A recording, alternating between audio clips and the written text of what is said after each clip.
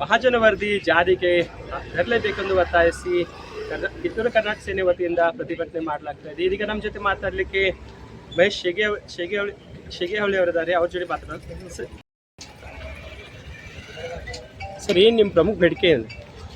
ನಮ್ಮ ಪ್ರಮುಖ ಬೇಡಿಕೆ ಏನಂದ್ರೆ ಮಹಾಜನ ವರದಿ ಜಾರಿ ಮಾಡಬೇಕು. ಈಗೇನು ಆಲ್ರೆಡಿ ಸುಪ್ರೀಂ ಕೋರ್ಟ್ನಲ್ಲಿ ಕೇಸ್ ಕೂಡ ನಡೀತಾ ಇದೆ.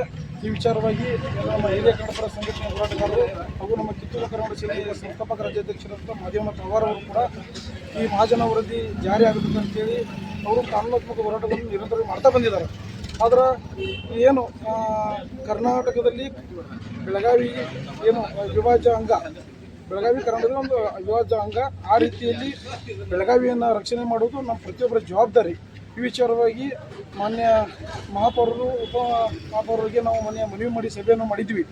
ಏನು ಮಹಾನಗರ ಪಾಲಿಕೆ ಮಾಡುವಂಥ ಸರ್ವಸಾಧಾರಣ ಸಭೆಯಲ್ಲಿ ಗುತ್ತುಳಿಯನ್ನು ಸ್ವೀಕರಿಸಬೇಕು ಮತ್ತು ನಾಡು ನುಡಿ ಪರವಾಗಿ ಕೆಲಸ ಮಾಡಬೇಕಂತೇಳಿ ನಾವು ಬೇಡಿಕೆ ನೀಡಿದ್ದೀವಿ. ಆ ವಿಚಾರವಾಗಿ ಸಕಾರಾತ್ಮಕವಾಗಿ ಏನು ಸ್ಪಂದನೆ ನೀಡುವಂಥ ಮಹಾಪೌರರು ಇದ್ರ ಬಗ್ಗೆ ತಿಳಿದಾರ. ಮತ್ತು ಎಲ್ಲ ವಿರೋಧ ಪಕ್ಷ ನಾಯಕರು, ಆಡಳಿತ ಅಧಿಕಾರಿಗಳು, ಆಡಳಿತ ಮಂಡಳಿ ಎಲ್ಲರೂ ಸೇರಿ ಇದನ್ನು ಜಾರಿ ಮಾಡುವಂಥ ಕೆಲಸವನ್ನು ಮಾಡಬೇಕು. ಮತ್ತು ಬೆಳಗಾವಿಯಲ್ಲಿ ಏನು ಯಾವುದೇ ಹಬ್ಬ ಹರಿದಿನಗಳು ಬರಲಿ, ನಾಮಫಲಕಗಳಲ್ಲಿ ಕನ್ನಡಕ್ಕಿಂತ ಹೆಚ್ಚಾಗಿ ಅನ್ಯ ಭಾಷೆಗಳಲ್ಲಿ ಏನು ನಾಮಫಲಕಗಳನ್ನು ಅಳವಡಿಸ್ತಾ ಇದ್ದಾರೆ, ಇದು ಕನ್ನಡಿಗರಾಗಿ ನಾವು ಎಲ್ಲ ಪ್ರತಿಯೊಂದು ಕಳಿಸ್ತೀವಿ. ಮಹಾನಗರ ಪಾಲಿಕೆ ಅಧಿಕಾರಿಗಳು ತಮಗೆ ಸರ್ಕಾರ ಕೊಟ್ಟ ಅಚ್ಚುನಿ ಆದೇಶವನ್ನು ಸರಿಯಾಗಿ ಪಾಲಿಸಬೇಕು. ನಾವು ಈ ಆದೇಶವನ್ನು ಪಾಲಿಸುವಲ್ಲಿ ತಾವು ವಿಫಲರಾಗಿದ್ದೀರಾ. ಈ ವಿಚಾರವಾಗಿ ನಾವು ಈ ಹೋರಾಟವನ್ನು ಕೊಡ್ತೀವಿ. ತಮಗೆ ಒಂದು ತಿಂಗಳ ಗಡುವನ್ನು ಕೊಡ್ತೀವಿ.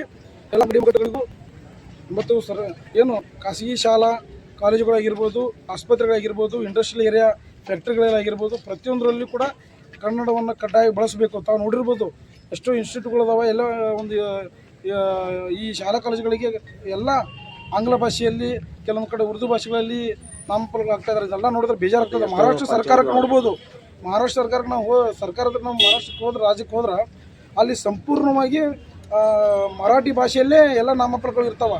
ಅವ್ರಿಗಿರುವಂಥ ಅಭಿಮಾನ ಇಲ್ಲಿ ನಮ್ಮ ಅಧಿಕಾರಿಗಳು ಯಾಕಿಲ್ಲ ಅನ್ನೋದು ನಮ್ಗೆ ಒಂದು ಯಕ್ಷ ಪ್ರಶ್ನೆ ಆಗಿದೆ. ಇದನ್ನು ಕರ್ನಾಟಕ ಸರ್ಕಾರದ ಸಂಬಳವನ್ನು ತಗೊಳ್ಳುವಂಥ ಅಧಿಕಾರಿಗಳು ಇಲ್ಲಿ ಕನ್ನಡಿಗರ ಪರವಾಗಿ, ನಾಡು ನುಡಿ ಪರವಾಗಿ ತಾವು ಜವಾಬ್ದಾರಿ ನಿಭಾಯಿಸಬೇಕು.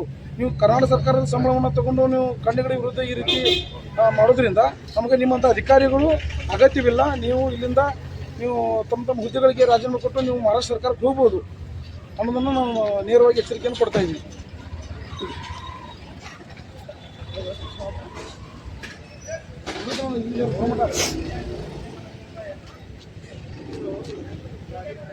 ಇದಷ್ಟು ಏನಂತಂದ್ರೆ ಕಿತ್ತೂರು ಕರ್ನಾಟಕ